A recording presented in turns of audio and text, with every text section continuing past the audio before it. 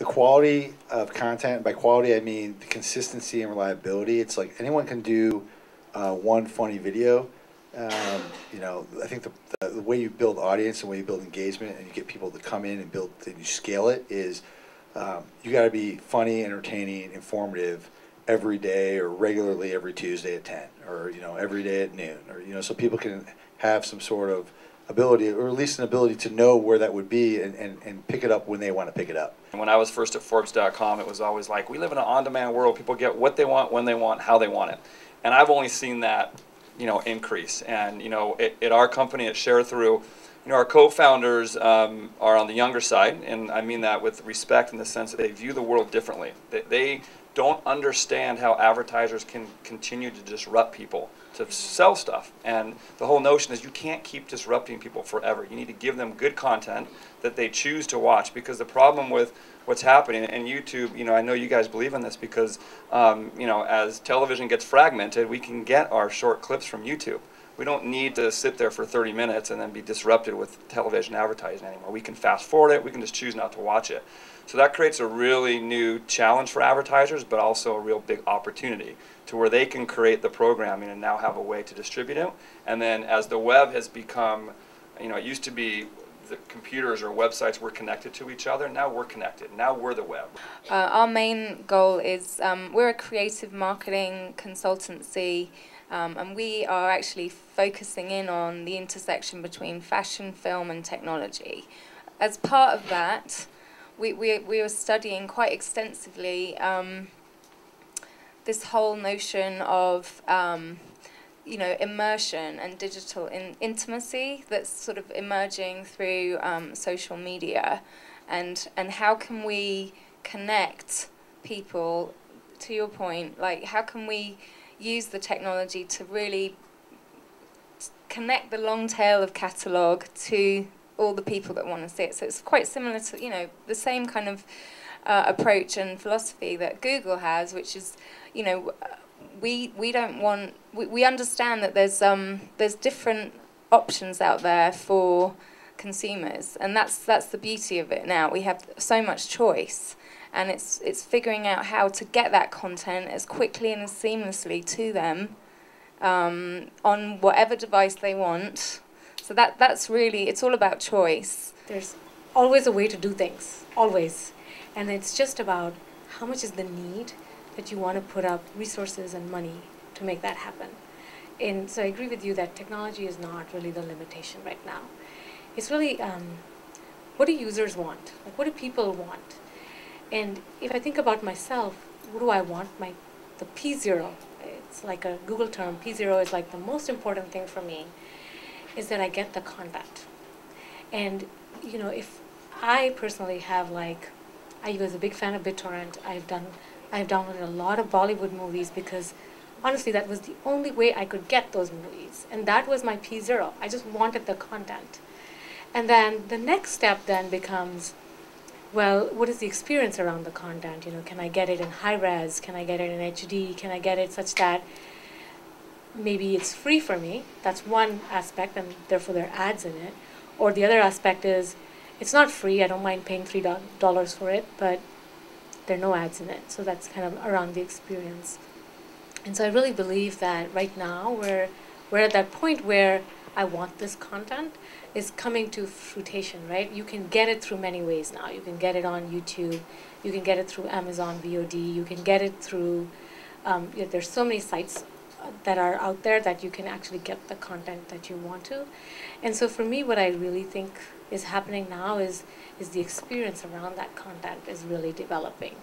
I mean, do you have a social interaction with the content that you're watching? Is there engagement? And I think you guys are trying to drive a lot of that. How do you engage with that content more effectively? I think those are really the trends that I'm seeing right now. But yeah, you know, I mean, look at what's going on YouTube at the moment. There is this whole generation of video bloggers whose full-time job is to make video blogs on YouTube.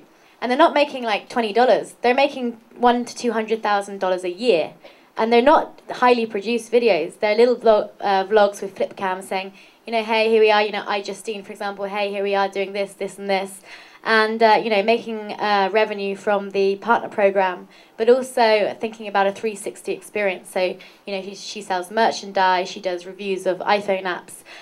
So for me, the future of content is really about thinking outside the box and doing something a little bit different, and really having a personality. And I advise some big companies on social media, and I always say, they say, oh, what should we set? Should we set up a Twitter account, or whatever? These are old school companies, and pharmaceuticals. But I'm like, yeah, but rather than just setting up a company Twitter account, find somebody in the company who has a voice, who has something to say, who's got a bit of personality, and can add something to the content that you're putting out there. The cost of creating something, I'm looking at these cameras here and what you guys have done with your properties. The cost of creating content has really declined a lot, and the quality of that content you can create with very little investment is astounding. Second thing is the cost of delivering that is also approaching zero. And that's thanks to BitTorrent and the disruption that has happened in CDNs and infrastructure for video delivery. The interesting thing about aggregation is it's less about the human editorial process and the tastemakers and arbiters of taste that exist in high-rises in New York have less and less influence over what I'm watching today, because algorithms that Google has developed and recommendation engines and the social experience that my friends provide me in my entertainment watching is much more relevant to me than what someone tall in the CBS building in New York has scheduled for me at 7 p.m. tonight. And the new gatekeeper in my life is actually Apple. The device manufacturer, which has a lot of pull that has a lot of pull off of the store shelves because consumers are inspired by its design and its interface. Whatever's on that screen is more likely to engender my interest than anything else, and I think that's a really, really fundamental change where, in the past, the set-top box that Comcast gave me was pretty much invisible in my whole content consumption experience. So I think the combination of all of these things are going to open up some really big opportunities for people who can harness those trends. I don't know, I did a video a couple of years ago where I married my laptop. Strange as it might seem. But yeah, it went viral, and I was in the British newspapers, and everyone thought it was real because of the way we shot it. It was like a documentary. I was like this crazy girl that was in love with her laptop, MacBook Pro, talking about Apple. But yeah, we just tried it as a project. We wanted to see if we could make a video go viral, which, as you know, is very hard. And yeah, because of the way we did it, it was like 24-year-old English girl marries laptop, and we tricked all the British newspapers. And yeah, so I mean that's an example of something that's just crazy. I think crazy outside of the box. I mean, there's so much content out there. You really have to try to get something to go viral. You really have to do something in a different way. I mean, it doesn't matter. Sometimes, it's videos on YouTube that are really highly produced, have lots of production values that go viral. Sometimes it's, a cat bumping its head into a chair or something. Exactly. So, it doesn't matter really, not necessarily dependent on production values. I just think, at the end of the day, it's human interest. Really matter. I will say as a writer for a long time, what I will say is the best chance of being viral is make something that is really your voice. When you write what you want, it sounds so cliche, but it's so true. You write what you know and what you want, you have the best chance of being really unique and really cool, and then no one knows what makes it viral. I mean, some of the stuff I see, I can't believe it's got 17 million views. And some stuff I think that's really good, I'm like, 7 views? So, I mean, there really is no one thing. If there was, we'd all be millionaires. There's no formula for, if you produce a video like this or content like this, it's going to go viral. Definitely out-of-the-box videos, funny videos, something that resonates with people. For example, like of late, there was this video that a music group did. They were a really small music group, and they were on United, and they had their guitars checked in, and United broke their guitars. And so they made a video out of it. It was like a little song which said, United broke my guitars. And they complained to United, and they got a letter from United Airlines, which, as we all know, is very official, saying, we're sorry, but we can't do anything about it, and your guitars are broken, and we're not going to reimburse you.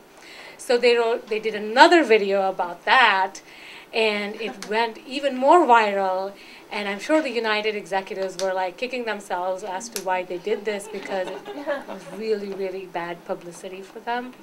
But from, if I think of that video, it went viral because I think it just resonates with people. Big companies saying, hey, my CEO wants a viral video, and I have 1,500 views on YouTube. I need a viral video, can you help me? So yes, you can't, there's no easy pill for it. There are ways to enhance it, and one way is through paid distribution. So we think of owned, paid, and earned like most social companies do, and your own video would be something you put on YouTube, and then if you put paid video on top of that, then you have the chance to really create that earned video and actually get it going. Because what's the stat? You can correct me, but every minute there's 30 hours of YouTube or video posted on YouTube, something like that. It's really, there's a lot of information out there, so you have to differentiate it. Some tools in terms of, and we have a whole kind of presentation that we do in terms of social video. You'll notice we don't use the word viral video because I don't even know how to classify a viral video. So we stay away from that word, but we get what you're asking, and it's really, there's a lot of things to make sure that you understand, hey, what's the goal of this video, right? And then who is my audience? And then not just who is your audience, but more importantly, who is your audience's audience? In other words, if you can tap into an audience that has a big following, you just give yourself a big chance of having that video take off, right? I have brands coming to me saying, hey, yeah, can you help me get a media buy with, these YouTubers? And I'm like, yeah, I guess so, but are you going to try and control what they're going to say? Because then it'll kill it. And we've seen data that, we've worked with some people, and literally the hits drop off as soon as they do something that a client has tried to control. So just echoing what everyone said here, it is all about sort of being fresh and cutting through and being true to your voice, like that these people, and those are the people that really will be heard and shared, I think.